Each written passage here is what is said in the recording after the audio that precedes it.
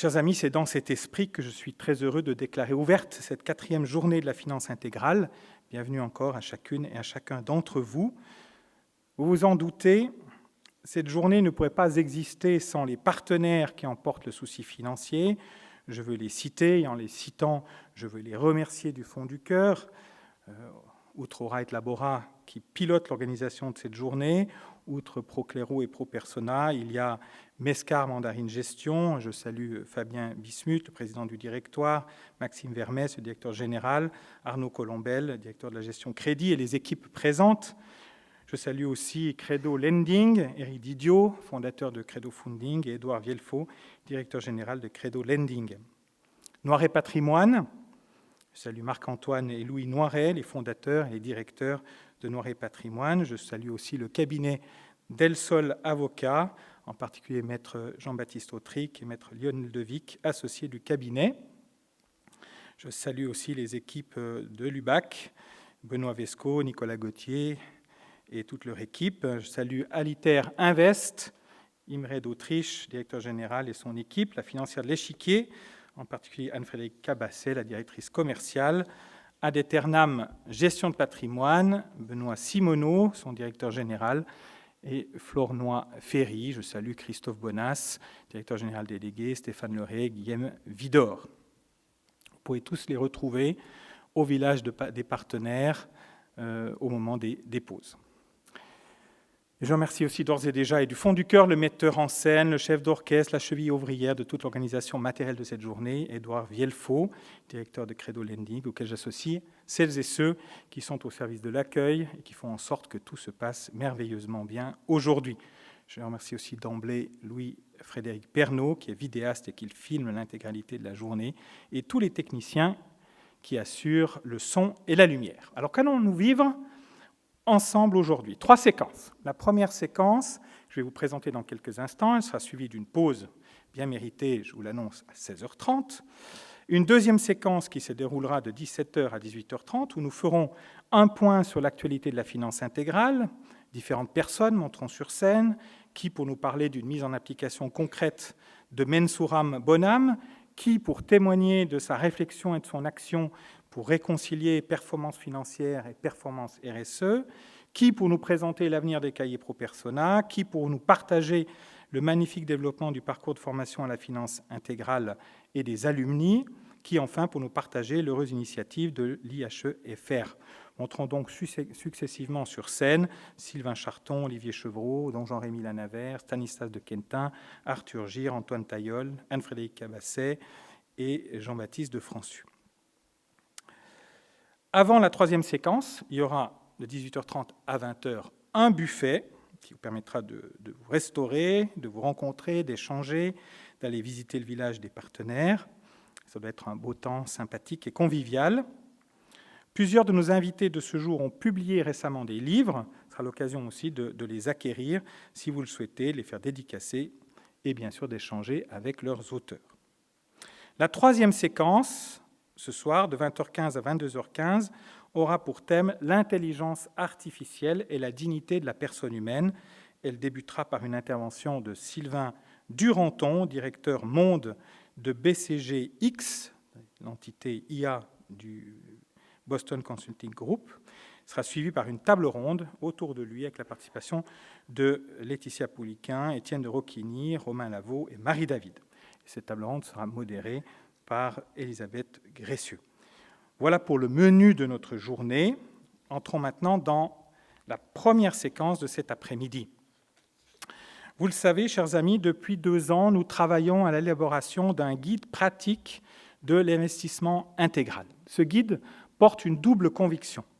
D'abord, il est nécessaire d'aider tous ceux qui veulent passer un cap dans leur responsabilité d'investisseurs, qui ne veulent plus seulement se focaliser sur ce que l'investissement rapporte, mais veulent résolument se préoccuper de ce qu'il apporte. Et ce guide est conçu comme un moyen pour progresser dans le discernement et dans le questionnement éthique pour poser des choix d'investissement toujours plus éclairés, et responsable, capable de contribuer au développement humain intégral, c'est-à-dire au développement de tout homme sans exception et de tout l'homme dans toutes ses dimensions. Ensuite, ce guide pratique de l'investissement intégral porte une deuxième conviction, à savoir que tout investisseur, animé par une authentique réflexion éthique et par une volonté engagée de servir le bien commun, saura être innovant, c'est-à-dire apporter lui-même quelque chose de neuf à ce monde de la finance et de l'investissement qui a un besoin urgent de se transformer en profondeur. L'éthique ne sert donc pas seulement à valider ou non des choix d'investissement, elle est elle-même une source d'inspiration de laquelle peut et doit jaillir tout ce que la finance peut innover de meilleur pour contribuer réellement au développement humain intégral. Chaque fois qu'un investisseur décide de bien faire le bien, et c'est cela l'éthique, bien faire le bien, il apporte quelque chose de nouveau et construit le bien commun. Ce guide pratique de l'investissement intégral a donc pour but d'aider l'investisseur à devenir lui-même éthiquement meilleur et à être un acteur engagé par la qualité de son investissement intégral, de la transformation nécessaire du monde de la finance. Alors, ce guide ne sera pas un livre, mais un document en ligne, afin qu'il puisse être accessible librement et être à tout moment complété et amélioré. D'ailleurs, depuis hier, il est en ligne, dans l'état actuel de son élaboration, donc il n'est pas terminé, il est en cours d'élaboration, il est accessible sur le site de la finance intégrale. Vous pourrez toujours aller le retrouver, je ne vous conseille pas de le faire nécessairement maintenant, mais vous pourrez aller retrouver sur le site de la finance intégrale le guide pratique en l'état actuel de son élaboration. Et dans cette optique incessante d'amélioration de ce guide pratique, nous avons tenu durant l'hiver dernier 3 ateliers pilotés par Elisabeth Gressieux, qui est docteure en sciences de gestion, professeure en éthique des affaires et en RSE à l'ESCA.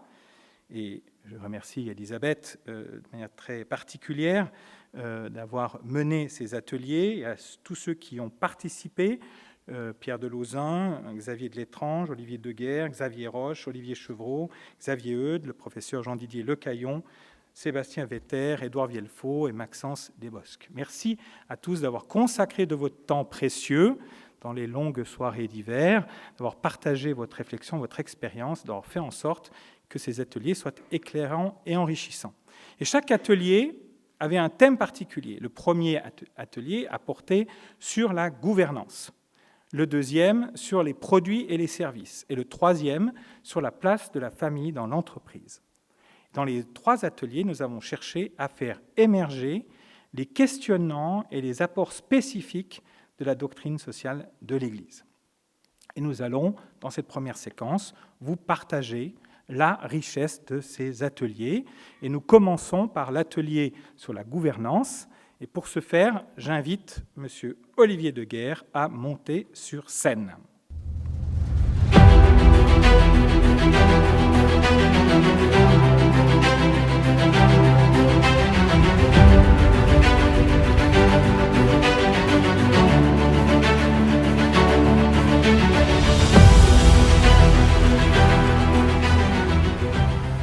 Olivier Deguerre est très connu sur la place financière de Paris. Après plusieurs expériences dans le monde bancaire, il a fondé Fitrust en 2003. Il en est toujours le président. Il a beaucoup d'autres activités, mais je n'en citerai qu'une. Il est le président de la commission d'éthique économique et financière des entrepreneurs et dirigeants chrétiens. Olivier Deguerre est un spécialiste incontesté et incontestable de l'investissement solidaire et de l'engagement actionnarial. Donc, les problématiques liées à la gouvernance n'ont donc plus aucun secret pour lui. Et Olivier Deguerre va nous présenter en 15 minutes une synthèse que nous pourrions intituler « Quelles sont les attentes spécifiques de la doctrine sociale de l'Église en matière de gouvernance des entreprises ?» Olivier, à vous la parole. Merci.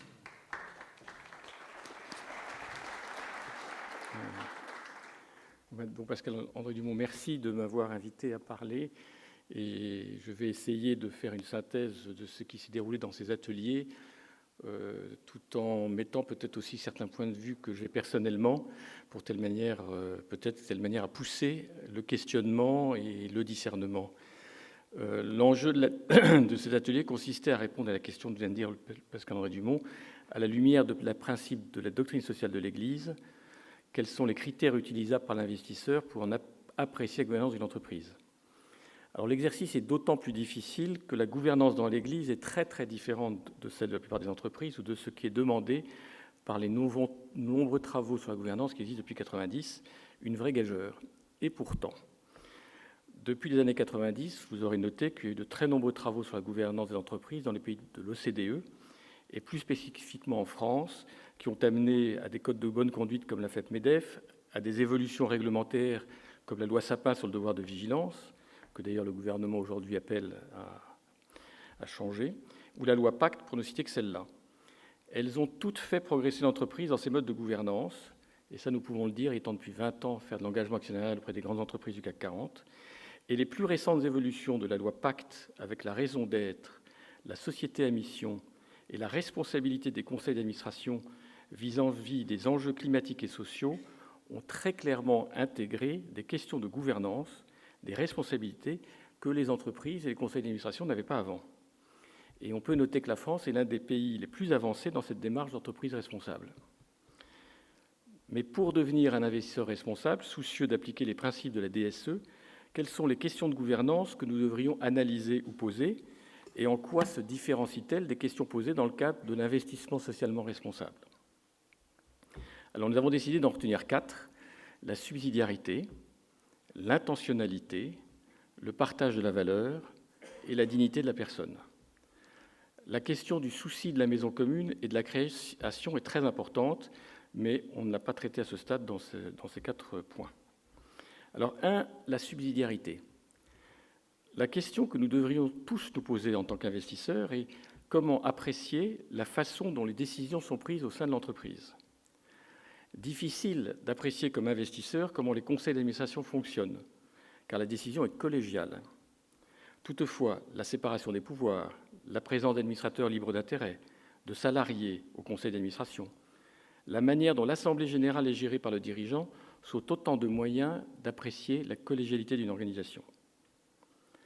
La logique répandue aujourd'hui dans un grand nombre d'entreprises, notamment dans l'économie sociale et solidaire, voudrait que les décisions soient prises de façon la plus démocratique possible, notamment de façon paritaire. Tout le monde doit avoir droit au chapitre. À cet égard, nous avons noté qu'on pourrait s'inspirer d'un principe en vigueur au sein des monastères. Les prises de décision doivent associer l'ensemble des personnes concernées par ces décisions. Je rajouterai l'exemple de Michelin, qui depuis plus de 100 ans associe les ouvriers dans les usines aux réflexions pour diminuer les risques au travail. Cela devrait inspirer de nombreuses entreprises, j'y reviendrai tout à l'heure. La prise de décision suppose aussi une responsabilité. À trop élargir le processus de décision, on dilue la responsabilité. Il ressort de nos échanges qu'il peut y avoir consultation des parties prenantes sans dilution de la prise de décision. À cet égard, la synodalité prônée dans l'Église aujourd'hui peut peut-être apporter quelque chose pour les entreprises. Une autre clé de lecture revient à se demander si les dirigeants de l'entreprise écoutent l'ensemble des parties prenantes. Agissent-ils en fonction de leurs intérêts personnels ou de l'ensemble de l'intérêt des parties prenantes? L'investisseur pourra à ce moment-là prendre en compte des signaux faibles, révélateurs d'une gouvernance mal orientée. Alors, j'ai plein d'exemples en tête, mais un très significatif, le refus du conseil d'administration d'Atos il y a quelques années de prendre en compte le fait que les commissaires aux comptes avaient refusé de valider les comptes. La gouvernance d'une entreprise se juge aussi au contre-pouvoir qui existe en son sein, permettant par exemple que les préoccupations des salariés soient prises en compte. Les questions des salariés chez Renault pendant la période Ghosn, alors qu'ils avaient des représentants au conseil d'administration, montraient très clairement les problèmes d'intentionnalité des directions générales, permettant d'identifier clairement un souci de gouvernance, de stratégie au niveau de l'entreprise.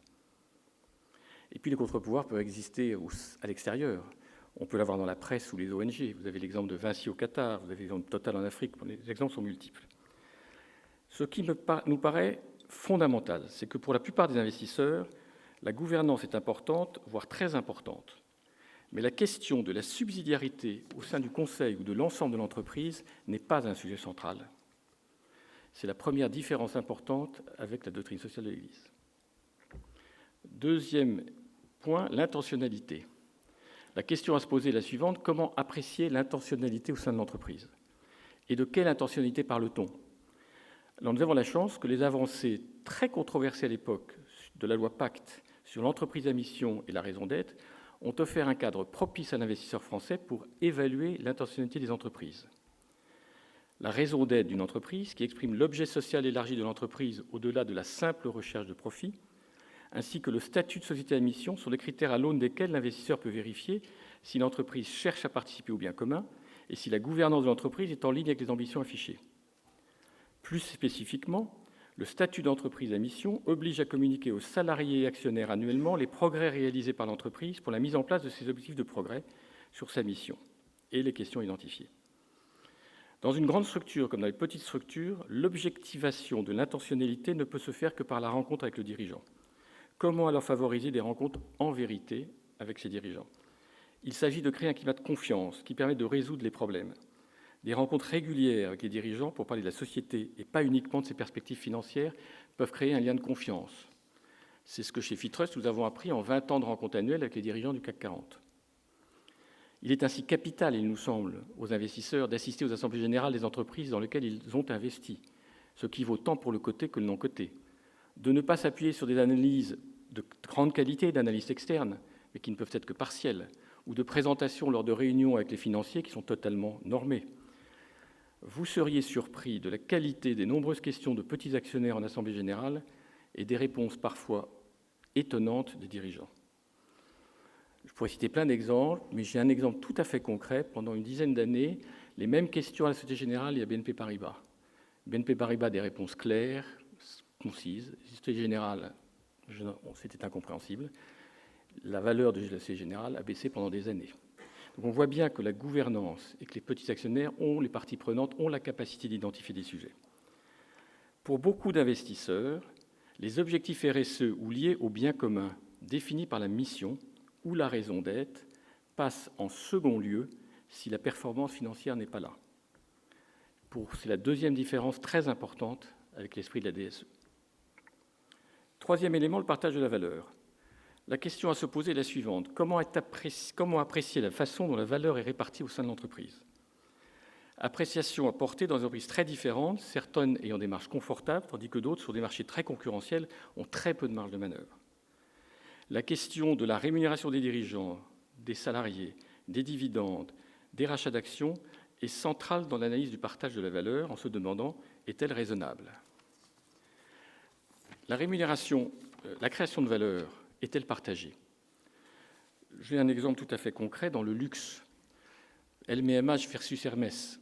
Émission de stock option ou d'actions gratuites chez LVMH, la très grande majorité pour le dirigeant principal actionnaire. Chez Hermès, 80% sont pour tous les salariés de manière équivalente. Donc on voit bien que d'une entreprise à l'autre, sur le même secteur, vous pouvez avoir des comportements excessivement différents. Pour la plupart des investisseurs, la performance financière est le critère principal pour juger de la performance d'une entreprise. Les rémunérations variables pour les dirigeants ou les gestionnaires d'actifs, le carré d'intérêt, sont considérées comme nécessaires pour s'assurer de leur engagement à privilégier la rentabilité financière avant toute chose. L'investisseur peut ainsi chercher à apprécier les intentions de tous les dirigeants. Sont-ils là pour servir ou pour se servir? La notion de salaire décent que Michelin a remis au goût du jour récemment pour les salariés ne s'appliquerait-elle pas aussi aux dirigeants? Autre sujet très sensible, une société peut-elle s'exonérer de sa responsabilité sociétale en facilitant ou acceptant l'optimisation fiscale de ses dirigeants? Pour un dirigeant US, l'impôt est mondial, quel que soit son lieu de résidence, et à des niveaux plus élevés qu'en France. En Europe, nous acceptons que certains dirigeants payent peu ou pas d'impôts, avec des rémunérations équivalentes à celles des États-Unis pour certains. Peut-on accepter des rémunérations aussi importantes qui sont celles de mercenaires? Je vais citer deux exemples. Carlos Tavares, chez Stellantis, 100 millions d'euros en 3 ans, laissant une entreprise en très grande difficulté et qui va licencier obligatoirement. Pascal Bompard, chez Carrefour, plus de 9 millions d'euros annuels. La très grande majorité des salariés travaillent à temps partiel, en dessous des salaires minimums. Ces deux exemples, je ne critique pas les personnes, c'est les conseils d'administration qui leur donnent. Les deux exemples montrent bien qu'il y a une question sur le partage de la valeur qui est inéquitable. Et cela pose une question. À quoi sert le C&P en Assemblée générale quand on voit les taux d'acceptation des rémunérations? La rémunération est considérée normale si l'entreprise performe financièrement, quels qu'en soient les coûts extra-financiers ou sociaux. Et bien peu d'investisseurs se préoccupent des garde-fous ou votent contre. Je pense que c'est la troisième différence fondamentale avec l'esprit de la DSE. Dernier point, la dignité de la personne. La question à se poser est la suivante. Quelle attention ont les dirigeants à l'homme et à la femme travaillant dans l'entreprise au sein de toutes ces parties prenantes? Il est difficile, en tant qu'investisseur, d'avoir cette information. Pourtant, en France, le rapport social publié chaque année pour toute entreprise de plus de 500 salariés est une mine d'informations pour connaître la situation sociale des entreprises et des salariés, les accidents du travail, les burn-out, car il est produit avec les responsables syndicaux. Distribué dans quasiment toutes les AG il y a 10-15 ans, il n'est plus jamais distribué. Quand vous le demandez, c'est très compliqué à avoir. Combien d'investisseurs ont vu qu'il y avait eu de nombreux accidents mortels du travail chez Engie en 2022 et 2023 ? Combien d'investisseurs ont vu que dans des entreprises très très performantes, les burn-out ont explosé? Combien d'investisseurs ont vu les problèmes de management, le télétravail, Internet, les mails jour et nuit, les week-ends compris, quand on est une société multinationale? Certains investisseurs y font très attention, d'autres moins. Certaines entreprises y font très attention, d'autres moins. Et c'est un sujet fondamental comme tout investisseur. L'autre point que nous avons salué, c'est l'enjeu majeur de la DSC qui est lié à l'activité de l'entreprise elle-même. Quel impact a l'option préférentielle pour les pauvres vis-à-vis des produits et des clients de l'entreprise? Cette question est centrale dans la DSE. Alors, je vais faire un petit peu d'historique. 2007-2008, pour certaines entreprises comme Danone, Schneider Electric, AXA, Essilor, pour ne citer qu'elles, parce qu'on les a accompagnées à l'époque, elles ont cherché à fabriquer des produits ciblés vers les plus démunis. Certains avec succès, mais la plupart avec un succès relatif, car c'était long à mettre en place, peu rentable, et que donc ça pouvait poser un problème par rapport à la rentabilité maximum que recherchent les actionnaires. Qui se souvient aujourd'hui que les actionnaires de Danone ont voté à plus de 99% ces initiatives en 2008 en Assemblée générale, alors que le fonds Danone pour l'écosystème était créé avec 25% du résultat affecté dans un fonds de dotation. Bien peu d'investisseurs se préoccupent aujourd'hui de la question sociale pour prendre en compte la dignité de la personne dans leur analyse de la société où ils sont investis. Bien peu d'entreprises cherchent à répondre aux besoins des plus démunis. Je crois que c'est la quatrième différence importante avec l'esprit de la DSE qui devrait nous interpeller, nous y compris, pour savoir que faisons-nous quand on va dialoguer avec une entreprise.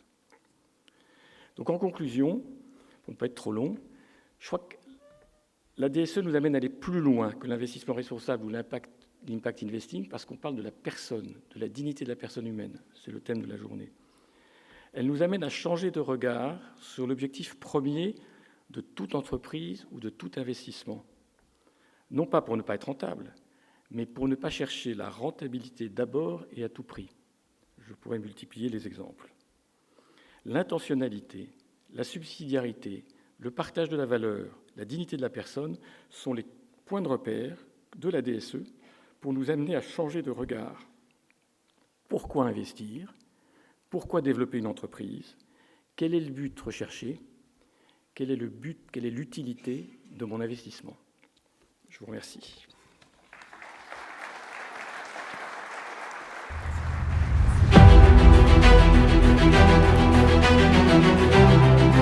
Merci, cher Olivier, cette synthèse sur ce premier atelier sur la gouvernance. On retient bien déjà ces 4 points importants: subsidiarité, intentionnalité, partage de la valeur et dignité de la personne humaine. On va intégrer ces éléments dans le guide pratique de l'investissement intégral. Moi, je suis heureux de voir qu'aujourd'hui, on parle beaucoup du partage de la valeur.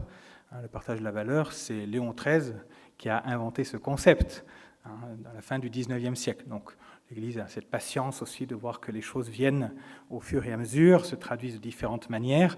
Il s'agit après de mettre en forme le partage de la valeur. Aujourd'hui, on doit réfléchir comment on met en forme la subsidiarité, etc. etc. Voilà, mais le chemin avance. Donc merci pour cela. Nous passons maintenant au second atelier qui porte sur les produits et les services. Et j'invite Xavier de L'étrange et Maxence Desbosques à monter sur scène, s'il vous plaît.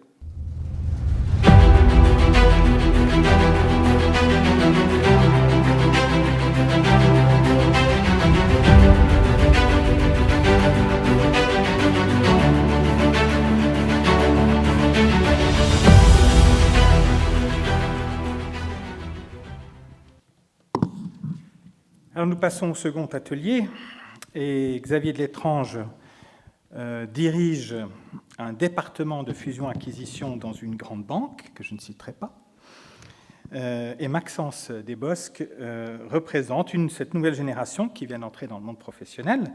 Il travaille chez un gérant d'actifs de la place parisienne. Tous les deux ont participé à l'atelier sur les produits et les services. Maxence, d'abord, pour en prendre le compte-rendu. Cela me donne l'occasion de te remercier de ton dévouement. Et je lui cède maintenant la parole pour faire une interview de 15 minutes de Xavier de L'étrange et souligner les points d'attention que peut suggérer la doctrine sociale de l'Église concernant les produits et les services de l'entreprise et qu'un investisseur intégral doit essayer de garder à l'esprit. C'est un sujet évidemment très vaste, trop vaste pour un quart d'heure, mais merci de nous en partager quelques facettes. À vous la parole. Bonjour à tous, bonjour Xavier. Xavier, tu travailles dans la finance en banque depuis 25 ans, avec des postes en analyse de crédit, financement LBO, financement d'acquisition, et depuis 5 ans en fusion-acquisition. Tu as vu dans la montée de la RSE, avec ses espoirs, mais aussi ses limites, une vraie interrogation pour les chrétiens. Et dans Laudato Si, un message très clair, il va falloir s'y coller, comme tu dis. Dans ce cadre, tu as participé au groupe de travail consacré à l'appréciation des produits et services de l'entreprise dans une optique d'investissement intégral. J'ai pu suivre avec grand intérêt les échanges et les pistes de réflexion qui ont émergé. Et aujourd'hui, j'aimerais que tu partages avec nous quelques-uns des grands points d'attention qui ont marqué cette réflexion. Pour commencer, voici une question de fond qui sous-tend finalement toute la réflexion. Comment reconnaître si un produit ou service contribue réellement au développement intégral de la personne humaine ou, au contraire, s'il exploite ses fragilités au profit d'une logique marchande? Bonjour. En fait, c'est une question qui est difficile. C'est-à-dire que moi, je me suis régalé avec le petit guide de l'investisseur. J'ai trouvé ça intelligent, j'ai trouvé ça profond, j'ai trouvé ça utile. Et derrière, il faut arriver à l'incarner. Il faut arriver à en faire quelque chose de concret. Et là, on a ce guide qui nous sert de bouée, mais il va falloir faire la traversée. Il va falloir la faire parfois à plusieurs, et on entend bien dans ta question les deux écueils. Le premier écueil, c'est le fait de servir l'argent. Et là-dessus, l'Évangile est assez clair et nous dit on ne peut pas servir Dieu et l'argent. L'argent ne peut pas servir de boussole. Et le deuxième écueil, c'est l'instrumentalisation. Le fait d'utiliser l'autre, non pas comme un sujet, qui a la même dignité que moi, comme enfant de Dieu, mais comme un objet. Du coup, comment faire concrètement? Pour moi, c'est d'être attentif. Alors, d'abord, attentif à quoi? Attentif aux signes. Et sur les signes, j'en ai retenu deux que je trouvais particulièrement importants. Le dirigeant, et ça, Olivier en a un peu parlé, je suis fondamentalement convaincu que le poisson pourrit par la tête.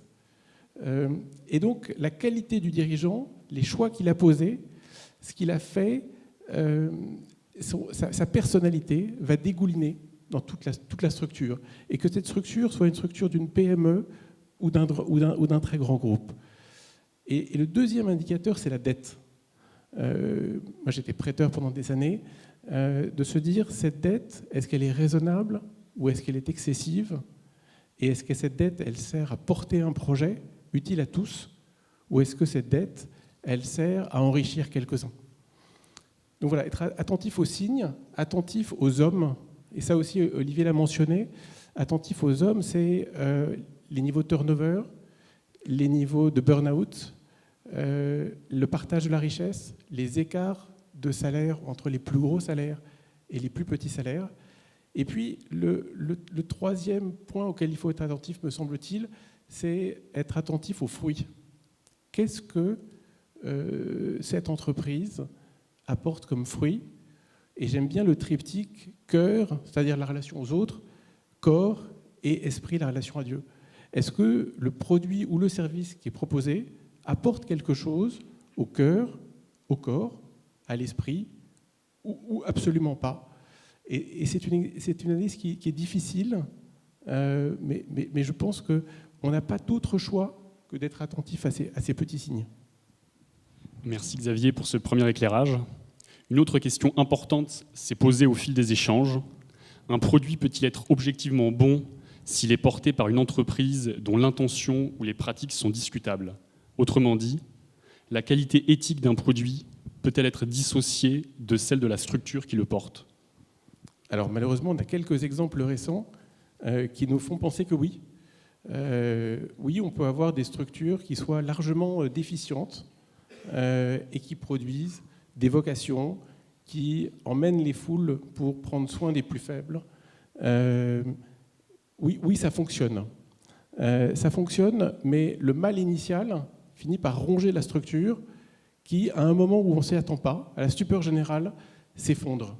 Je pense bien sûr à Orpea, qui prenait soin des plus fragiles d'entre nous. Je pense aux petits frères des pauvres. Je pense aux frères de Saint-Jean. Et la conclusion, c'est de dire, oui, il peut y avoir un bien temporaire lié à une structure qui n'est pas ajustée. Pour moi, ce bien, il ne peut pas être durable. Très clair, merci. Lorsqu'on cherche à apprécier un produit ou un service à la lumière de la DSE, on peut rapidement se sentir perdu face à la richesse des critères à prendre en compte. On pense aux critères du juste prix, à la communication associée, à la durabilité environnementale, sociale et financière. On peut aussi se décourager devant l'étendue du périmètre moral à prendre en compte. Je pense entre autres au sujet de l'équité dans le temps, mais aussi à l'amont et à l'aval de la chaîne de valeur. Aussi, comment exercer un discernement juste sans se laisser submerger par la complexité de l'approche dite intégrale et ainsi préserver l'essentiel dans l'analyse? Alors là-dessus, je pense que la complexité, la gestion de cette complexité, c'est le job en fait. C'est-à-dire qu'il y a des analystes financiers, il y a des analystes de crédit, il y a des analystes RSE, et c'est probablement les analystes RSE qui sont les plus proches de la démarche qu'on essaye d'ouvrir aujourd'hui, mais ça va être un vrai métier que de gérer cette complexité. Et la RSE, on en touche à la fois le formidable espoir et en même temps l'approche très quantitative, le fait d'imaginer qu'en créant des injustices d'aujourd'hui, on compensera des injustices d'hier. On en touche les bornes. On se dit qu'avec la doctrine sociale de l'Église, on a un outil beaucoup plus ajusté, mais cet outil, il faut être clair, au XXe siècle, il est quand même beaucoup resté au fond d'un tiroir. Et la montée très forte de la RSE dans le débat public me semble être un formidable coup de pied au cul pour les chrétiens que nous sommes, et de se dire il faut qu'on s'empare de ce sujet, qu'on en fasse quelque chose de vivant et qu'on le déploie véritablement. Et pour moi, le choix du nouveau pape, et le choix du nom du nouveau pape, de Léon XIV en droite ligne avec Léon XIII, est un formidable encouragement et un signe tangible qu'on est dans le bon chemin. Merci Xavier. Un autre point clé abordé dans les discussions concerne la notion de structure de péché présente dans la doctrine sociale de l'Église. Donc j'ai deux questions en une, Xavier. Comment intégrer la notion de structure de péché dans l'appréciation des produits et services? Et à l'inverse, un produit ou service peut-il être neutre sur le plan des principes de la doctrine sociale de l'Église? Alors moi j'aime bien me poser la question, c'est quel péché capital ce produit ou ce service nourrit-il? Il y avait une petite blague de start-upper californien qui disait un bon réseau social, s'il ne nourrit pas au moins 2 péchés capitaux, il n'a aucune chance de vraiment se développer. Après, si on prend les choses un peu plus sérieusement, il y a peu de produits qui soient fondamentalement mauvais. On voit Instagram qui amène quand même un abîme de bêtises, mais qui est aussi un vrai véhicule en termes de formation et qui est même un outil d'évangélisation. Donc ces outils finalement posent la question de l'intention de l'utilisateur, et à part quelques exemples un peu extrêmes, il n'y a pas de produit qui soit radicalement mauvais. Merci Xavier. On a aussi parlé de juste prix. Cette notion de juste prix pourrait simplifier l'évaluation des produits et services de l'entreprise, puisque ce prix juste reflèterait la bonne prise en compte de l'ensemble des parties prenantes. C'est pourquoi j'aimerais te poser cette question qui sera la dernière. Quels critères retenir pour apprécier ce juste prix ? Alors ça, je pense que c'est la pire des questions, du coup. Le juste prix... alors, il y a d'abord l'approche très économique. Le juste prix, c'est le coût nécessaire pour payer les salariés nécessaires à la réalisation du produit, payer les fournisseurs, réaliser un bénéfice qui servira à avoir des réserves si les temps deviennent un peu durs, et servira à avoir une juste rémunération pour l'actionnaire qui a pris le risque initial. Ça, je dirais, c'est l'approche sur laquelle finalement tout le monde est d'accord. À ce juste prix ou à cet élément du prix, il me semble qu'il faut rajouter ce que j'appellerais les externalités négatives. De dire, finalement, pour produire ce service, produire ce bien, j'ai eu un impact, et cet impact, j'en suis quelque part responsable. On va parler recyclage, on va parler traitement, en fait, des conséquences négatives de ce qu'on a produit. Et ça, aujourd'hui, les externalités négatives, elles sont peu ou pas prises en compte, ou de façon très marginale. Et puis, il y a le troisième élément du prix, me semble-t-il, est l'utilité. Si on pense au prix de l'eau du robinet, l'eau du robinet ne peut pas être, le prix juste, ne peut pas être la somme du coût plus la somme des externalités négatives. L'eau du robinet, il faut qu'elle soit accessible au plus grand nombre, parce que là, on est sur un élément qui est absolument fondamental, et là-dedans, on va ranger tout ce qui est relatif à la santé, à l'éducation, à la sécurité, à la justice, tout ce qui est régalien, en fait. Et ces éléments-là, ces produits-là, me semble-t-il, doivent pouvoir être accessibles aux plus fragiles d'entre nous. Donc, possiblement avec un prix différencié en fonction de la capacité des uns et des autres de régler ce prix. Et là, on mesure qu'on va avoir besoin, pour avoir un prix juste, du législateur. Du législateur qui va veiller à deux choses. La première, c'est que les externalités négatives soient mieux prises en compte. Aujourd'hui, c'est assez marginal, mais ça a été la démarche qui a été faite sur les billets d'avion. Et puis que les plus fragiles aient bien accès aux biens essentiels.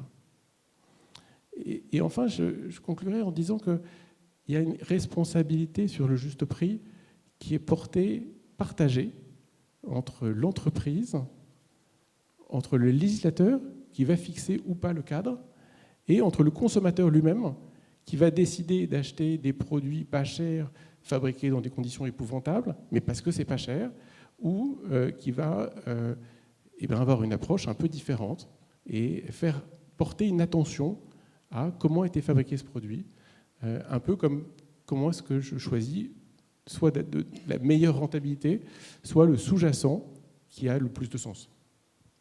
Merci beaucoup Xavier pour tes réponses qui nous aident à mieux cerner les enjeux pas évidents des produits et services de l'entreprise.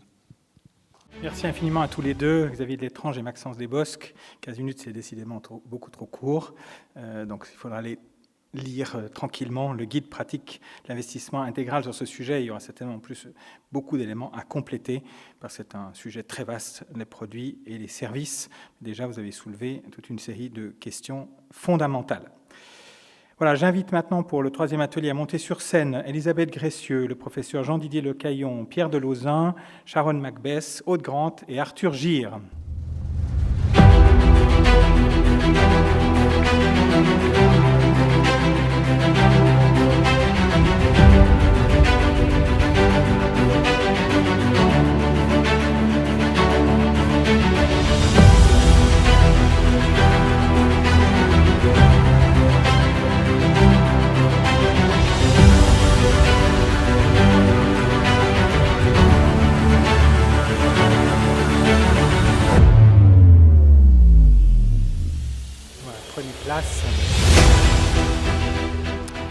Le troisième atelier portait sur la famille dans l'entreprise.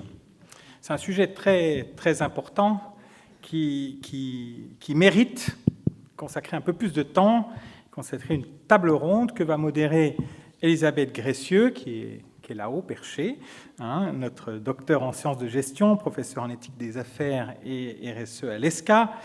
D'ailleurs, je signale qu'Elisabeth Gressieux vient de publier un livre intitulé « Tous éthiques » de la procédure conforme à l'attitude éthique. Vous pourrez vous le procurer si vous le souhaitez tout à l'heure. Je vous présente les participants à la table ronde.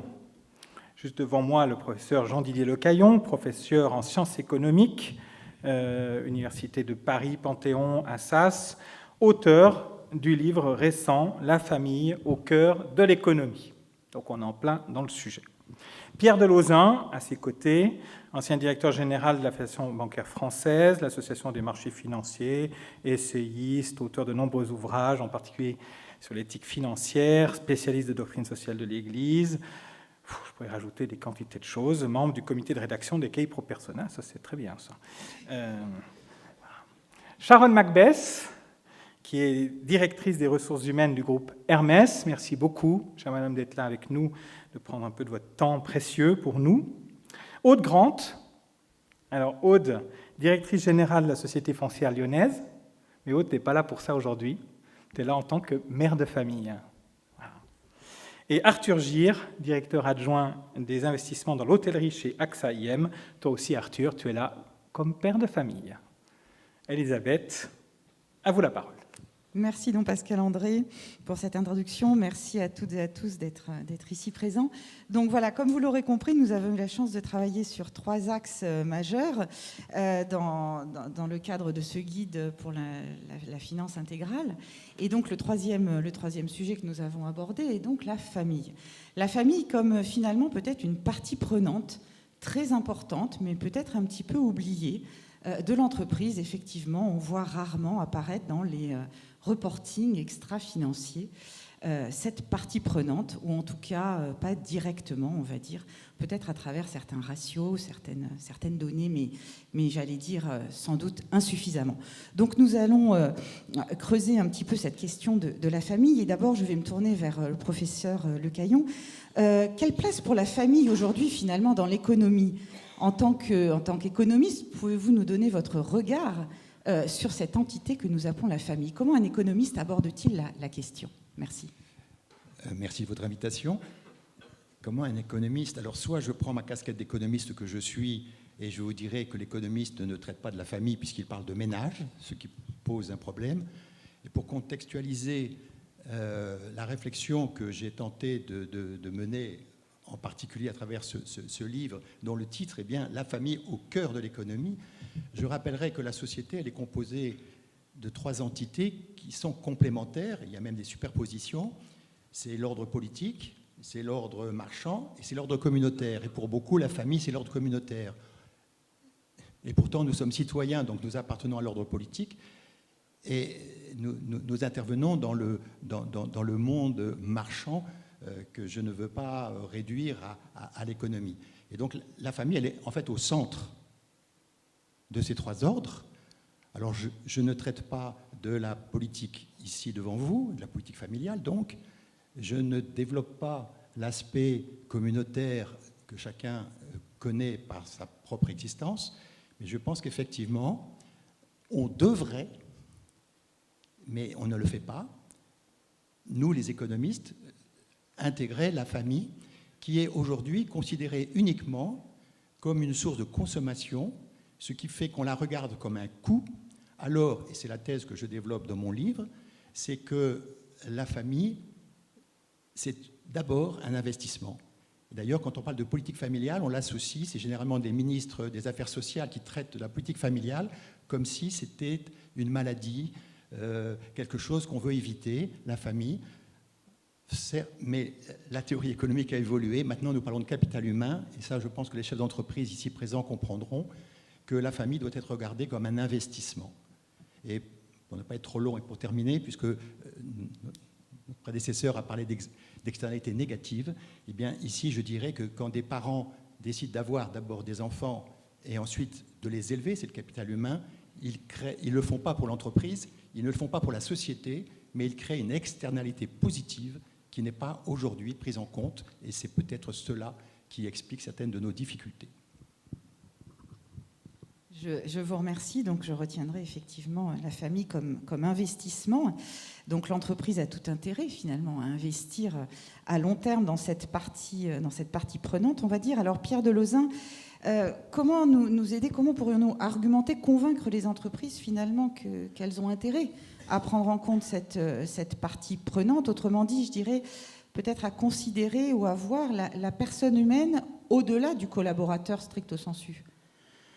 Je crois que ça dépend évidemment des cultures d'entreprise, mais enfin la véritable entreprise reconnaît cette réalité qu'elle est une communauté d'hommes, une communauté certes imparfaite et limitée, qui a un objet bien déterminé qui est de produire des biens et services dans les meilleures conditions possibles, mais c'est quand même des personnes qui travaillent ensemble.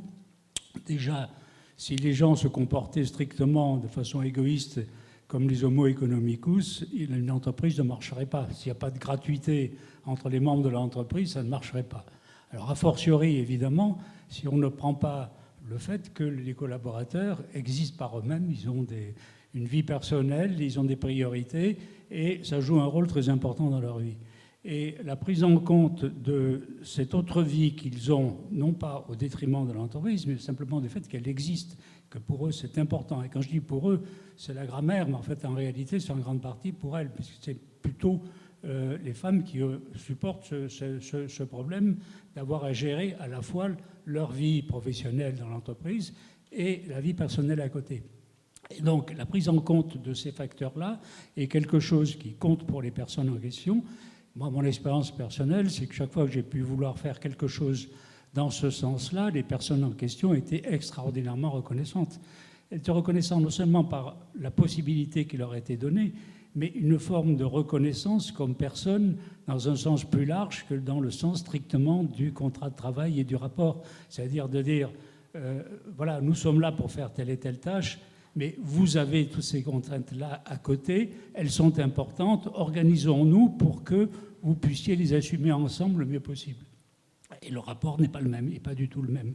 Vous avez des personnes qui sont reconnaissantes, qui sont plus dévouées, donc même par le simple calcul, je dirais ça va dans le bon sens. Ceci dit, si vous le faites trop par calcul, ça se voit, c'est pas très bon. Donc de temps en temps, le calcul doit vous conduire à arrêter de calculer et à reconnaître que vous avez des personnes.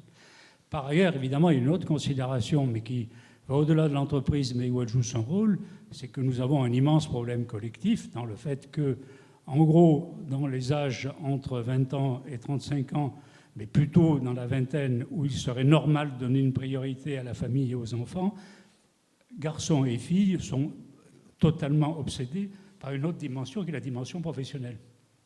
Les deux. Hein, donc, il est complètement légitime que les jeunes femmes aient le même besoin de vouloir s'accomplir, pas simplement dans leur famille, mais aussi dans leur travail. Simplement, évidemment, notre société leur envoie des signaux totalement unilatéraux sur le fait que, d'abord, tu fais un bon citoyen, une bonne citoyenne, et tu travailles avec une activité professionnelle, et puis après, si tu as le temps, tu t'occupes d'avoir des enfants. La vie humaine n'est absolument pas comme ça. Donc il y a une aberration complète.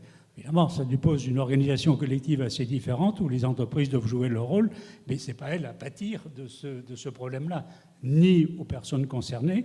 Il y a incontestablement, sur ce plan-là, un défaut d'organisation radical dans nos sociétés. Merci Pierre. Je vais me tourner à présent vers Aude Grant et Arthur Gir en tant que mère, père de famille.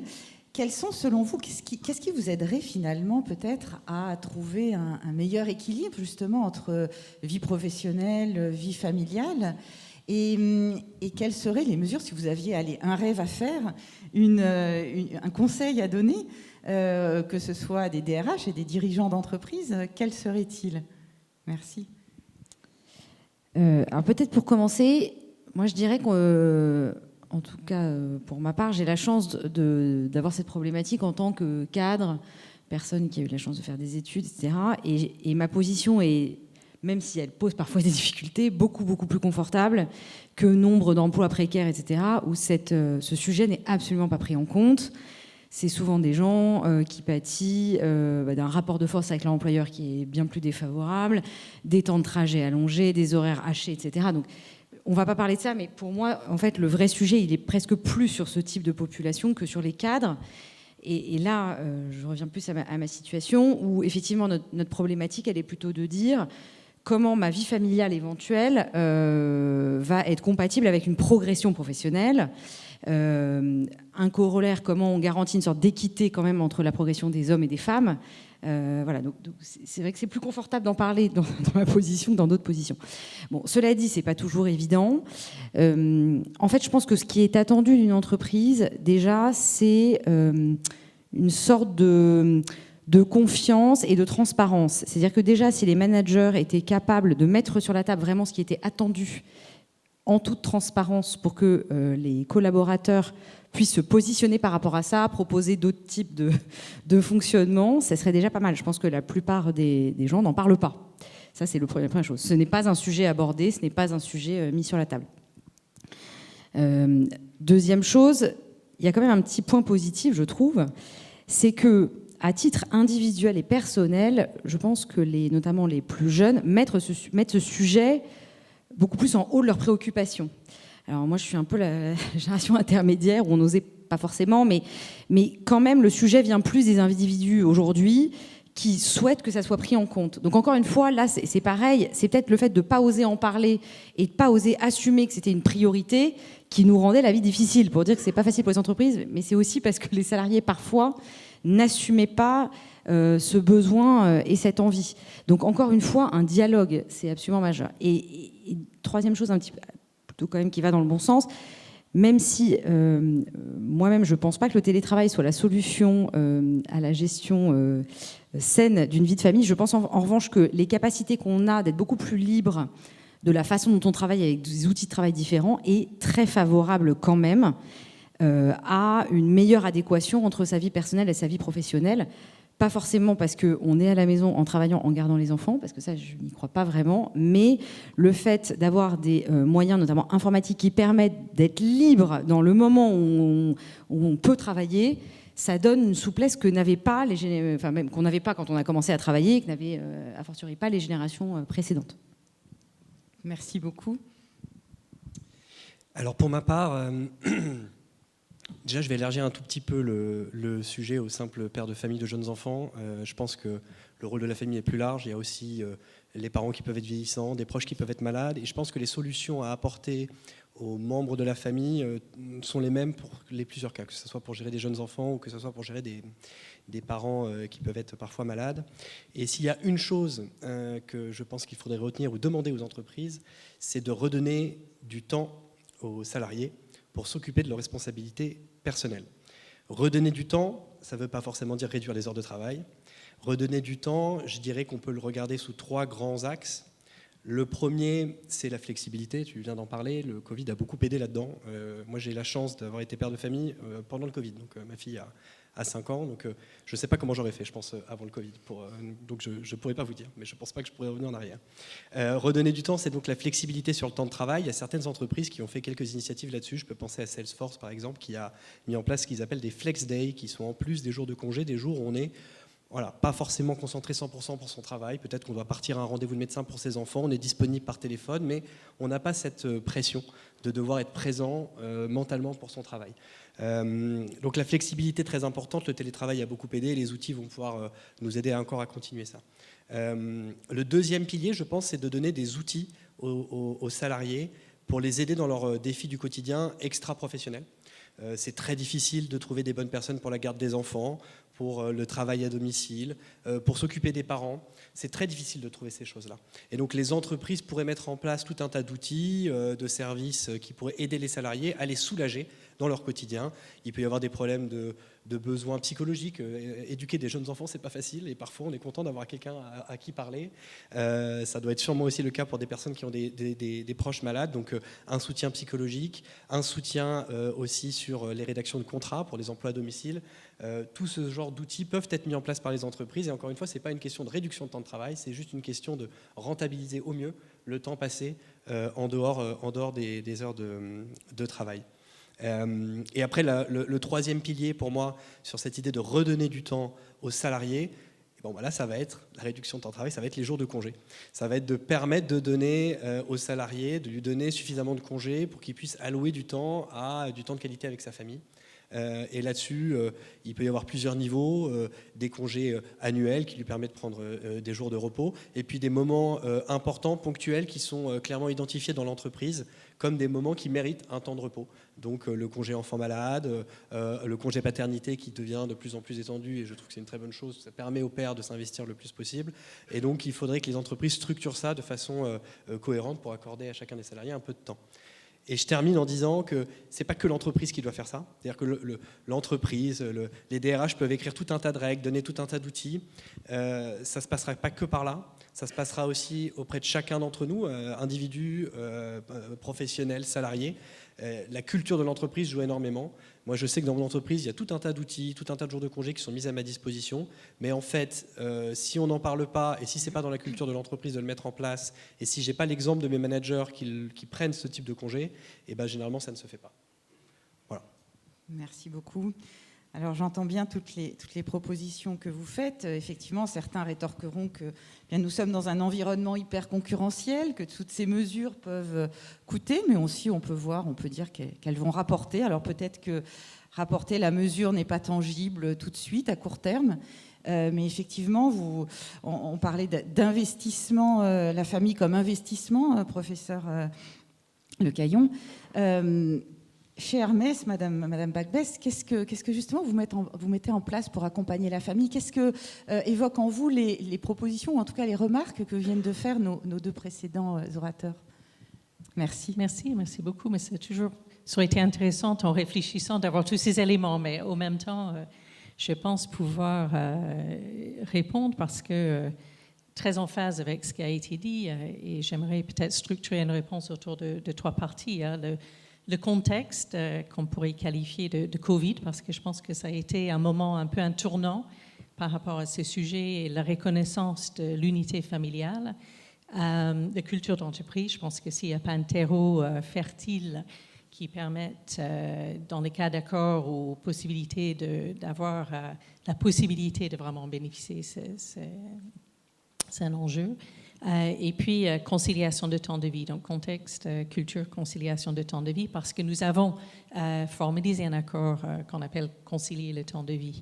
Mais tout d'abord, le contexte et notamment la pandémie, parce que, en effet, je pense que pendant cette pandémie, ça a été un moment où la famille est forcément rentrée dans l'entreprise parce que les DRH, mais le management en général, a dû en effet tenir en compte non seulement le collaborateur, le salarié, mais également toute sa famille, parce que on avait même les mesures données dans les protocoles pour protéger d'une part les personnes en situation de vulnérabilité, donc ça pourrait être le collaborateur, mais ça pourrait être aussi quelqu'un dans sa famille dont on n'avait pas nécessairement connaissance. Donc déjà, on a pu entrer dans un dialogue avec nos équipes pour comprendre davantage leur situation familiale, au-delà des fondamentaux qui étaient à disposition avant, donc les crèches, voire les politiques, maternité, paternité, mais effectivement, il fallait aller au-delà. Et je pense qu'il est intéressant aujourd'hui, même si on n'a plus ces protocoles et heureusement on n'est plus dans les mêmes enjeux sanitaires, le retour en possible un peu comme le télétravail ou la flexibilité pour certains groupes. Aujourd'hui, on a habitué, et c'est une bonne chose, à rentrer dans ce type de dialogue et de considérations plus larges que le collaborateur seul. Et donc ça, c'est une bonne chose. Et c'est aussi en sortant de cette période qu'on a concilié qu'on a formalisé un accord de conciliation de temps de vie. Mais avant de parler de ça, effectivement, la culture d'entreprise, parce que d'une part, Hermès est une entreprise cotée, effectivement, même à un moment avec la plus forte valorisation boursière en France, mais je dirais plus importante, en tout cas plus importante par rapport à la thématique d'aujourd'hui. C'est aussi une entreprise familiale avec 3 membres de la 6e génération dans le comité exécutif. Et comme l'exemple a été donné par Xavier de Lastrange tout à l'heure, le dirigeant et surtout les dirigeants au niveau du comité exécutif, ils donnent le ton, ils sont garants d'une culture bien au moins bon. Et dans le cas d'Hermès, on prône vraiment une culture qu'on dit humaniste ou familiale, ou justement en mettant l'humain au cœur de cette culture. Mais on espère créer en effet les conditions de ce dialogue, cette confiance qui est la responsabilité de tous nos managers, pour qu'au moment où on formalise, où on donne les consignes, les collaborateurs sont en confiance pour pouvoir en bénéficier. Et donc cette culture, d'ailleurs je me rappelle pendant le Covid, Axel Dumas disait qu'il voulait que Hermès soit un refuge.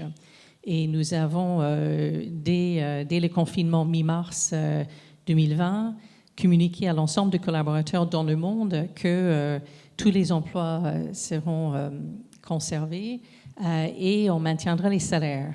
Et c'était un moment où on ne savait pas combien de temps la crise allait durer.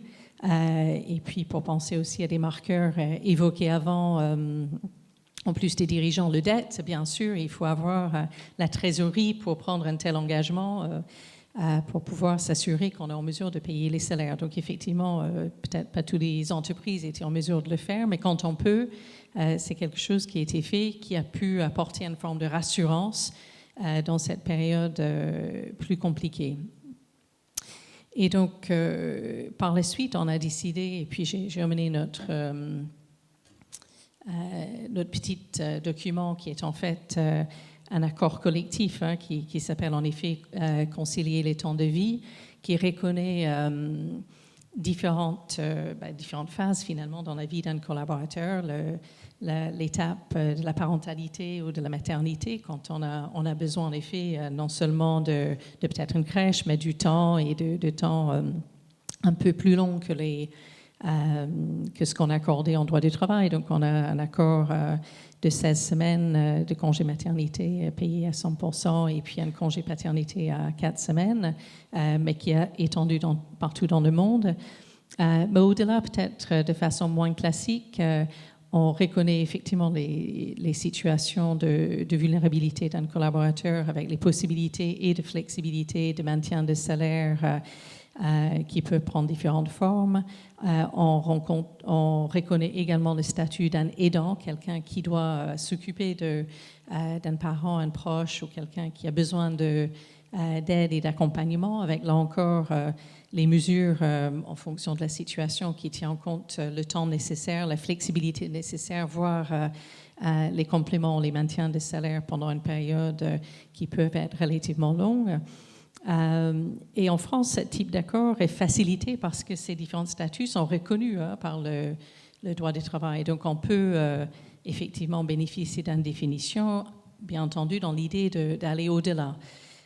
Et puis, vous avez évoqué les outils. On a également mis en place les outils. On a une plateforme qui facilite l'identification. Ça peut être l'identification d'un soignant ou un médecin, notamment en dehors de Paris, où on sait le désert médical peut être un sujet si on travaille en province ou quand, comme vous disiez, on n'est pas nécessairement cadre avec la même facilité de contact, mais c'est aussi une plateforme qui peut vous accompagner, vous mettre en relation avec quelqu'un qui aidera avec les démarches administratives pour mettre peut-être un parent dans un EHPAD ou engager des différentes formes et formalités qui peuvent s'imposer en fonction de la situation. Donc on essaye d'avoir un dispositif complet que je pense est importante. Qui est importante aujourd'hui. C'est un élément aussi, on peut le dire, de marque employeur. C'est vrai que vous disiez que c'est un facteur qui a également évolué beaucoup ces dernières années. C'est vrai que je ne sais plus quelle était l'enquête, mais en effet, la carrière est descendue d'une première place dans un ranking de choses importantes dans la vie d'un jeune. En tout cas, il y a bien des choses qui passent avant, la famille, les loisirs, et l'épanouissement probablement plus large. Donc, il est nécessaire de tenir en compte ces évolutions dans la société, de répondre. Et puis, vous m'avez aussi fait réfléchir sur un sujet qu'on avait moins peut-être tenu en compte dans cet accord de conciliation de temps de vie, qui est effectivement cette phase dans sa carrière où on est en effet plus focalisé. Et j'ai eu moi-même mon premier enfant à 40 ans, donc c'est vrai que c'est peut-être un signe de la nécessité de faire les choses aussi en matière de flexibilité à différents moments sans qu'on ait dans ces critères de besoins plus stricts. Merci beaucoup pour toutes ces illustrations et cet engagement que l'on ressent comme très fort. J'aime beaucoup cette expression de concilier les temps de vie. Je trouve ça très, très signifiant et profond. Alors peut-être pour revenir à l'économiste, professeur Lecaillon, on parle beaucoup de l'entreprise. Est-ce qu'on n'est pas en train de beaucoup charger l'employeur finalement? Parce que l'entreprise, ce ne sont pas toutes des entreprises du CAC 40 avec des reins solides, on va dire. Mais il y a aussi des plus petites entreprises qui, pour des raisons soit organisationnelles au niveau du travail, soit des raisons financières, eh bien c'est compliqué. On voudrait faire des choses, mais bon, c'est compliqué sur ces deux plans notamment. Est-ce qu'il y a d'autres acteurs, notamment je pense à l'État, qui peuvent aussi intervenir? Comment est-ce que vous voyez en tant qu'économiste le rôle de l'État aidant, on va dire, l'entreprise peut-être à aider elle-même la famille et ses collaborateurs en tant que personne humaine? Est-ce que dans d'autres pays, il y a, vous connaissez, à votre connaissance, est-ce qu'il y a des initiatives qui peuvent aller dans ce sens? Je sais pas si je suis économiste, je l'espère, mais j'ai l'impression que nous sommes tous économistes, sauf à penser que les gens d'entreprise ne sont pas des économistes, ce qui me semblerait un petit peu curieux quand même. Mais c'est vrai que peut-être dois-je asseoir ma crédibilité comme universitaire vis-à-vis d'hommes et de femmes d'entreprise. Je trouve que Madame nous a bien introduit, plus qu'introduit d'ailleurs, la question de que faire. Alors, je peux vous dire quelques mots sur la politique familiale, mais moi, je voudrais essayer de participer à la réflexion des hommes d'entreprise sur ce qu'il est possible de faire à l'intérieur de l'entreprise. Moi, j'y vois trois axes, en termes de rémunération, en termes de management et en termes d'image. Tout à l'heure, j'ai été sévère pour les économistes puisque j'ai dit qu'ils ne connaissent pas la famille. Alors, je vais maintenant défendre les économistes.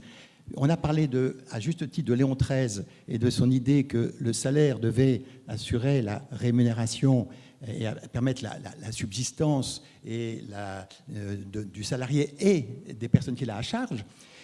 C'était d'ailleurs dit par de grands économistes, sans retirer rien à Léon XIII, mais David Ricardo ou Adam Smith, les pères fondateurs de l'économie politique moderne, parlaient de salaire de subsistance ou de salaire naturel, qui était le salaire permettant aux salariés de vivre et de faire vivre sa famille. Il y avait bien une dimension familiale, et je dois rappeler à chacun d'entre vous que ce sont des entreprises, des patrons, en l'occurrence des patrons chrétiens, je pense qu'il y a peut-être une explication, qui sont à l'origine des allocations familiales. L'idée étant bien de rémunérer en fonction des charges de famille, ce qui ne tient pas la route si on s'arrête là, parce qu'évidemment, vous n'allez embaucher que des célibataires sans enfants et laisser sur le carreau des chargés de famille. Et donc, ces patrons se sont dit, créons une caisse de compensation, de façon à ce que si je n'ai que des célibataires sans enfants comme salariés, je vais les payer moins que si j'avais des pères ou des mères de famille, mais grâce à cette caisse de compensation, mon concurrent pourra, lui, embaucher des chargés de famille. Donc, déjà en termes de rémunération, et peut-être que l'idée du Michelin qui a été évoquée aussi tout à l'heure est une bonne idée de tenir compte de cette dimension. C'est assez compliqué, mais je voulais le rappeler en ce qui concerne les allocations familiales. En termes de management, ma crédibilité, il faut que je cite quand même que le livre que j'ai publié, il est paru aux éditions Salvatore. Je suis quand même un peu économiste, à défaut d'être commerçant. Mais La famille au cœur de l'économie est préfacée, alors lui, par un vrai économiste, un chef d'entreprise qui a été cité tout à l'heure, non pas nominalement, mais dans son entreprise Essilor. Et Xavier Fontanet, qui préface donc le livre que j'ai commis, me disait que dans l'entreprise, et là j'en suis bien sur le management au quotidien, il se refusait à organiser des réunions de direction en début de journée ou en fin de journée pour permettre à des parents, et souvent des mères de famille, de participer pleinement à leurs responsabilités professionnelles. Donc, un chef d'entreprise tel que Xavier Fontanet a bien dit que c'était possible de gérer son personnel en tenant compte de sa dimension familiale. Et en termes d'image, pour ne pas être trop long, eh bien, beaucoup d'entreprises communiquent aujourd'hui sur l'écologie. C'est très important, l'écologie. Mais le renouvellement des générations, quand on voit la situation démographique des pays de la France, des pays européens, du monde développé tout simplement, on se demande pourquoi il faudrait communiquer sur les actions favorables à l'écologie pour sauver les baleines et pas pour sauver les êtres humains qui n'assurent plus leur remplacement. Donc je pense qu'il y aurait peut-être des idées à développer pour que dans le bilan social de l'entreprise, on manifeste ce que les entreprises font vis-à-vis de cet objectif qui est d'assurer le remplacement des générations, puisque c'est une nécessité économique. Et je conclurai toujours et je n'aurais pas parlé de la politique familiale, mais je ne voudrais pas monopoliser la parole, en citant mon préfacier. Voilà dans le livre que Xavier Fontanet écrit pour expliquer comment Essilor est devenu le numéro 1 mondial, et en particulier lorsqu'il a fait un accord avec les Japonais pour développer son affaire. Je cite, ce n'est pas très long, rassurez-vous, et je me tais ensuite. C'est peut-être aussi en partie grâce à nos parents et aux efforts qu'ils nous ont consacrés qu'en dernier ressort cette belle histoire, l'histoire d'Essilor en particulier avec le Japon, cette belle histoire aura été possible. Merci beaucoup pour ce témoignage.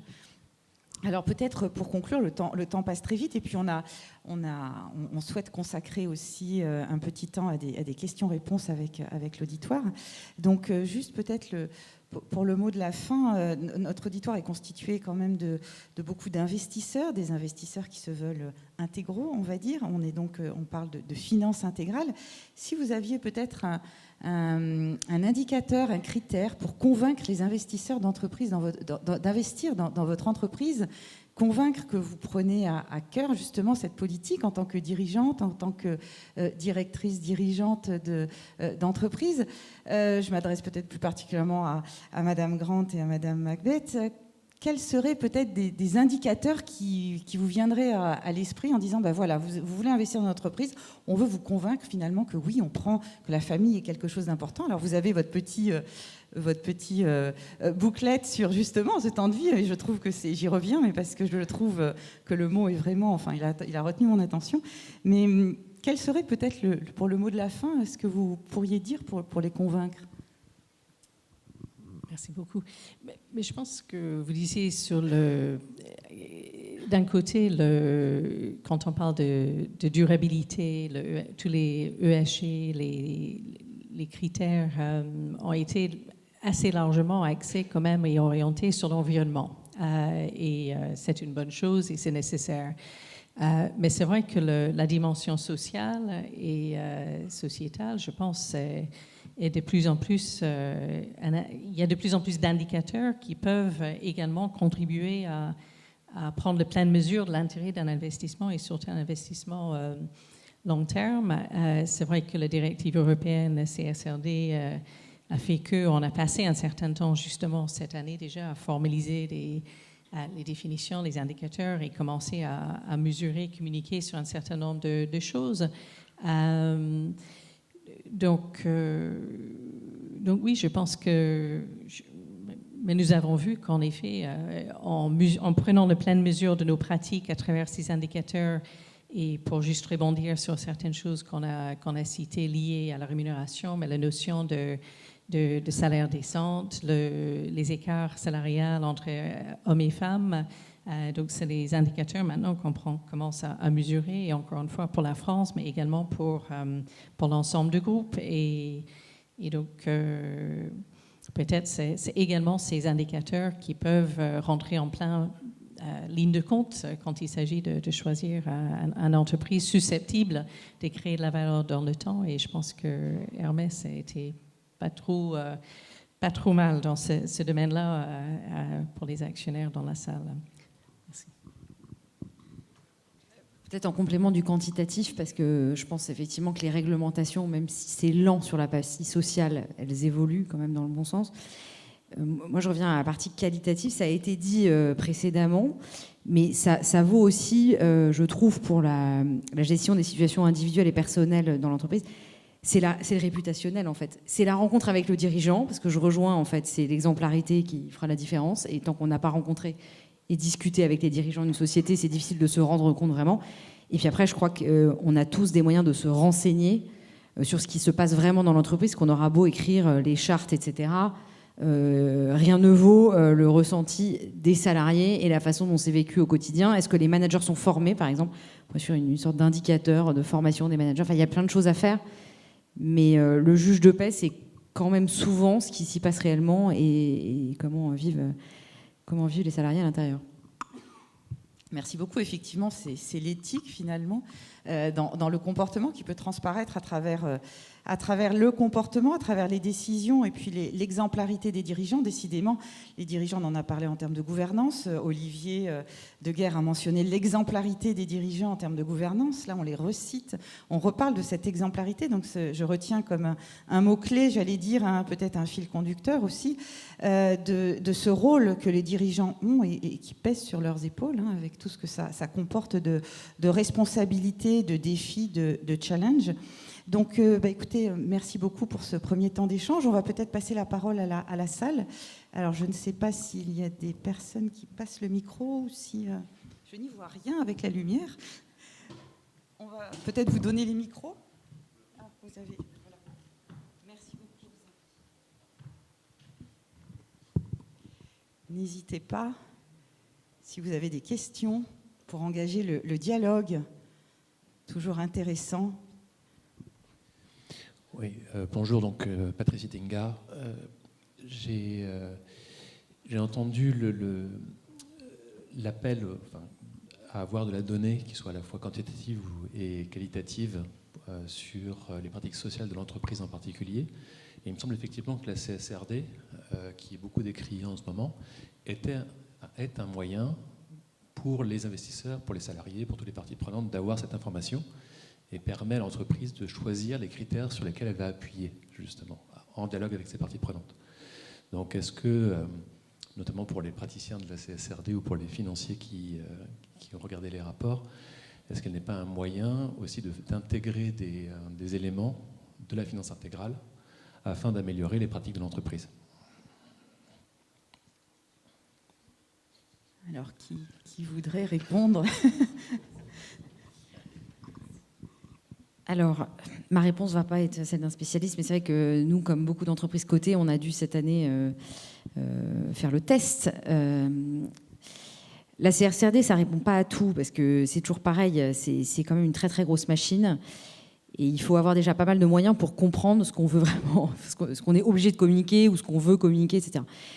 Mais ça part quand même d'une bonne intention et je pense que la direction est la bonne. Et encore une fois, ça intègre une dimension sociale. Alors on peut regretter qu'elle ne soit pas assez étoffée, mais elle l'intègre de manière très forte, y compris, et d'ailleurs de gouvernance aussi. Donc les sociétés sont obligées de se positionner, pas uniquement sur l'environnemental, mais sur le social et la gouvernance. Donc, et les entreprises restent quand même libres des critères qu'elles choisissent ou peuvent même enrichir, etc. Donc, si les entreprises jouent le jeu, ça peut être un très bon outil. Ma seule crainte, c'est que ce soit tellement compliqué d'arriver déjà à définir ce qu'on doit faire. On n'en est même pas à se poser la question qui est intelligent et communiquer. Voilà, c'est la lourdeur du dispositif qui va peut-être freiner. Mais pour autant, je pense que c'est un bon outil. Une autre question? C'est toujours la première qui est la plus difficile. Bonjour, Bono Mortemart. Pardonnez la brutalité peut-être de la question, enfin elle n'est qu'apparente, hein. Mais au bout du compte, est-ce que c'est vraiment utile et est-ce que c'est vraiment rentable?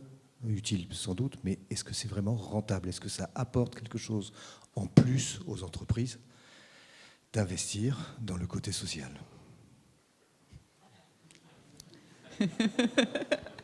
Au moins, c'est dit. Personnellement, je suis convaincue. Je pense que On a, d'ailleurs, il y avait une étude, comme vous avez évoqué, tout ce qui était en dehors de CSRD, il y a tout ce qui peut être écrit sur les réseaux sociaux, etc., sur les entreprises.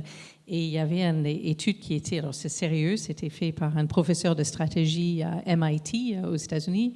Et il a regardé toutes les entreprises et après, pour faire une corrélation entre le Total Shareholder Return, donc le retour aux actionnaires, avec une ligne qui était effectivement un algorithme qui est un algorithme qui calculait l'engagement des collaborateurs. Mais au-delà des études d'engagement que je peux citer pour Hermès, avec une approche assez classique, cet algorithme regardait tout ce qui était écrit, aussi bien sur les réseaux sociaux par les collaborateurs, anciens collaborateurs, que les publications officielles, pour déterminer un indicateur de culture, et culture et engagement.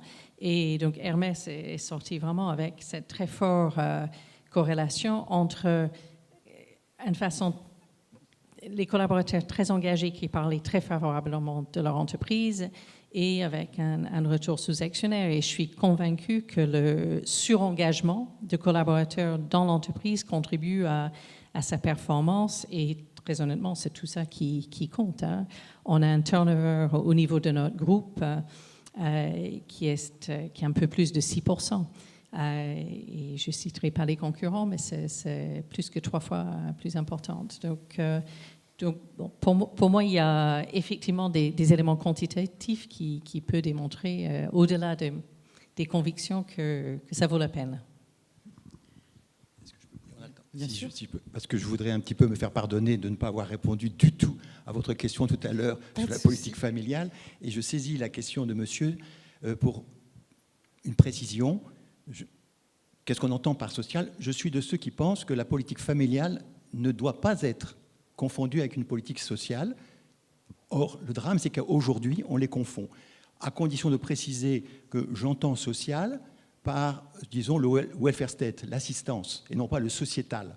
Donc, si vous, dans votre question, vous dites est-ce que les entreprises doivent se préoccuper de l'assistance, je vous suis à 100%, pour ne pas dire 150%. Mais à partir du moment où on a compris que la famille, c'était un investissement, la formation du capital humain était une nécessité pour le développement économique, y compris pour le développement économique, je pense que oui, les entreprises ont intérêt à investir dans le sociétal. La difficulté, j'en suis conscient, c'est que c'est un investissement de très long terme. Et donc, vous pouvez toujours dire, bien sûr, dans 20 ans, je serai content de pouvoir embaucher des gens formés, éduqués, qui ont du savoir-être, qui sont... On parle beaucoup d'incivilité aujourd'hui. Les incivilités, elles viennent peut-être d'abord du fait que les familles ne sont plus, j'allais dire, structurellement ou institutionnellement épanouies et organisées. Et les entreprises sont très contentes ou seraient servies si cette formation de capital humain était bien faite, et elles en bénéficieraient. Et donc, il faut investir dans le sociétal plutôt que dans le social.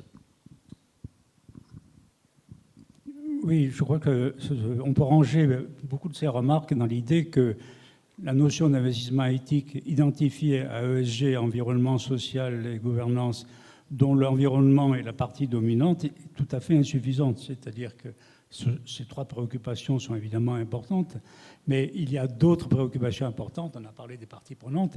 Il faudrait au minimum parler de ESGPP avec les parties prenantes. Dans les parties prenantes, il y a l'ensemble de la société. L'entreprise, en tant que citoyenne, étant dans une société. Et ça, du point de vue de l'investisseur, c'est un point de vue important. Après tout, quand on se préoccupe de l'environnement et qu'on met des contraintes d'environnement, on se préoccupe non pas de la rentabilité immédiate de l'entreprise, mais de l'effet sur l'environnement, l'espèce physique sur la planète. Il serait quand même tout aussi important de se préoccuper de l'environnement humain. Si je peux faire une allusion religieuse, le pape François, en son temps, dans Laudato Si, parlait d'écologie humaine, d'écologie intégrale, en y incluant l'humain. Et il est bien évident qu'il faut dépasser le seul environnement physique, qui est tout à fait important, mais qui, en lui-même, doit être assumé par l'entreprise parce qu'elle fait partie d'un monde et qu'elle est responsable de ce monde aussi. Il y a le social, bien entendu, à condition de ne pas le confondre avec les mœurs sexuelles des employés, qui sont quand même une dimension extrêmement étroite, et il y a le rapport avec l'ensemble de la société. Alors, comme je disais tout à l'heure, pour l'ensemble de la société, effectivement, le fait d'avoir des générations qui suivent, d'être responsables envers elles, est encore plus important que l'environnement physique. Et donc, il devrait être évident que tout ce qui existe dans une société, y compris les entreprises, doit prendre ça en compte et l'intégrer dans la manière dont elle établit ses priorités. Et a fortiori, évidemment, du point de vue des investisseurs, qui, après tout, sont les propriétaires. Et les propriétaires sont directement responsables de leur propriété. La propriété, ce n'est pas un truc que je viens traire de temps en temps, c'est quelque chose que je dois assumer, dont je dois rendre compte. Donc, dans cette optique-là, on prend en compte l'ensemble de l'insertion de l'entreprise dans la communauté humaine et dans le monde physique. Et donc, on va bien au-delà du brave ESG où on regarde essentiellement, finalement, l'effet sur le réchauffement. C'est important, mais ce n'est qu'un aspect. Et surtout, il faut étendre le raisonnement. Merci. On a le temps pour une dernière question.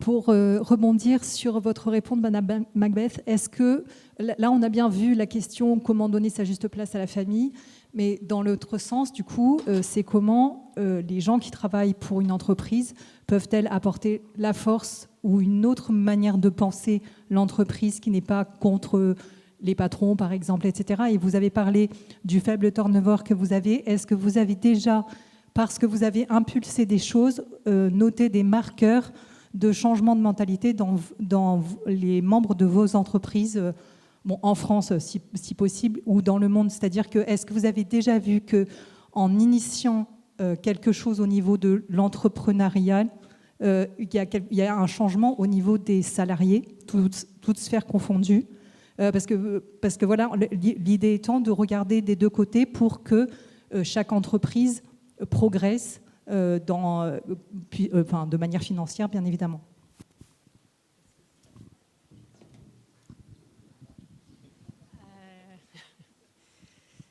Est-ce qu'il y a des marqueurs qui montrent que l'entreprise progresse et en profondeur? Changement de mentalité. Ce que je veux dire, c'est qu'on, notamment en France, on critique aussi souvent beaucoup les entrepreneurs. Et de la même façon qu'on a besoin d'un entrepreneur pour avoir des salariés, de la même façon, l'entrepreneur a besoin de ses salariés. Et là, votre question est très bonne pour donner sa juste place à la famille dans l'entreprise. Mais donc, et on aborde aussi le cap de comment, quels sont les marqueurs que vous avez vus, vous, en donnant plus de place ou une plus juste place à la famille, comment, entre guillemets, la famille vous le rend? Je pense que il est difficile très honnêtement, ce que je pourrais citer comme indicateur récent, et puis peut-être en s'appuyant en effet sur les résultats France. En effet, c'était une enquête d'engagement qu'on a fait l'année dernière. Déjà, on a eu 91% de collaborateurs qui ont répondu. Hein, donc c'est vrai qu'en France, nous, on a notre production, on a combien maintenant? On a environ 15 000 collaborateurs en France, on a 9 000 artisans, donc on a vraiment, on a les vendeurs, donc on a un éventail assez important de profils de collaborateurs. Donc pour revenir sur cette enquête, donc une forte réponse de taux de réponse, un taux d'engagement de plus de 80%, mais pour peut-être donner quelques réponses à des questions plus simples, certaines choses qui m'ont étonnée, 74% des collaborateurs en France ont dit avoir l'intention de rester dans l'entreprise jusqu'à leur départ à la retraite. Donc ça, par rapport à des phénomènes sociétals que je lis par ailleurs, j'étais assez étonnée. Nous avons beaucoup recruté avec la croissance qu'on a connue ces dernières années. Donc, on a un tiers de nos collaborateurs en France avec moins de 3 ans d'ancienneté. Donc, par rapport à ça, là aussi, ça parle pas que des anciens qui font ce type de remarques, mais également des personnes qui nous ont rejoints plus récemment. Et il y a des questions liées à la partage des valeurs, etc. Donc, il y a des choses que je pourrais citer qui sont très favorables et encourageantes. Au même temps, ce qu'on voit, et ça c'est peut-être aussi un indicateur par rapport aux évolutions de génération et votre question liée aussi au management, je Je pense qu'aujourd'hui, les nouvelles générations sont plus exigeantes par rapport à leur manager, leur hiérarchie que par le passé. Hein. Il y a clairement en attente ce qui peut apparaître basique, mais évidemment de respect, de considération, d'accompagnement. Et donc, c'est toutes les valeurs qu'on prône. Et en même temps, une certaine intolérance. Et donc, on lève la main assez vite quand ça ne se passe pas exactement comme on pense que ça doit se passer. Donc, je pense qu'on a un management qui est held accountable, hein, tenu comptable quelque part davantage. Et on a plus maintenant avec nos systèmes d'alerte, etc. Donc, on peut très facilement dire quand ça ne va pas. Donc, ça, c'est un phénomène qu'on voit. Je pense qu'en effet, on se doit d'être de plus en plus attentive non seulement aux accidents de travail, mais au bien-être psychologique. Clairement, on a peut-être aussi lié à la pandémie et les paroles qui se libèrent, mais on a aussi plus de collaborateurs qui nous font part de stress, on doit être attentif aux signaux de burn-out. Donc ça, c'est un autre indicateur. Et là, je lisais aussi, ce n'est pas quelque chose qu'on voit beaucoup chez Hermès, mais j'ai lu aussi une étude qui évoquait et peut-être on le voit un peu, hein, donc par le passé, en tout cas, quand on parlait des carrières, moi, c'était impensable si on avait une possibilité d'être promu, de refuser une promotion. Aujourd'hui, on voit quand même, je pense, les personnes dire ne pas vouloir plus de responsabilités, ne pas vouloir une responsabilité managériale, parfois pour continuer à maintenir cet équilibre vie privée. Mais là aussi, je pense qu'on a des signes que le travail se positionne un peu différemment dans les ambitions des uns des autres par rapport à une vie épanouissement. Je ne sais pas si j'ai répondu à des questions ou s'il y a des choses à compléter. Est-ce que quelqu'un veut compléter? Non. Mais écoutez, on va s'arrêter là. On est venu au terme de notre temps. Il ne me reste plus qu'à vous remercier, à remercier nos invités très chaleureusement. Oui, merci infiniment à tous les 6 pour cette table ronde très intéressante et, à mon avis, très importante. La famille est souvent cantonnée à être une affaire privée et je pense qu'en doctrine sociale de l'Église, la famille est un bien commun structurant la société. Et donc, c'est important qu'on remette la place de la famille sur le sujet. Et je pense que dans le guide de pratique de l'investissement intégral, on a beaucoup de choses à écrire. On a entendu beaucoup de choses. Il y a encore certainement beaucoup d'autres choses que l'on pourrait mentionner pour justement donner cette place à la famille comme vraiment ce bien structurant de la société absolument utile et nécessaire. Voilà, donc du travail encore, du pain sur la planche. Mais là, nous allons surtout prendre le temps de faire une petite pause. Je vous invite à aller visiter le village des partenaires. Vous avez les noms des partenaires qui sont mentionnés là. Vous pouvez aller les rencontrer. La pause se fait au premier étage, il faut aller à la hauteur du hall et ensuite au premier. C'est là que vous aurez de quoi vous restaurer un peu. Et nous nous retrouvons ici pour commencer la deuxième séquence à 17h. Merci.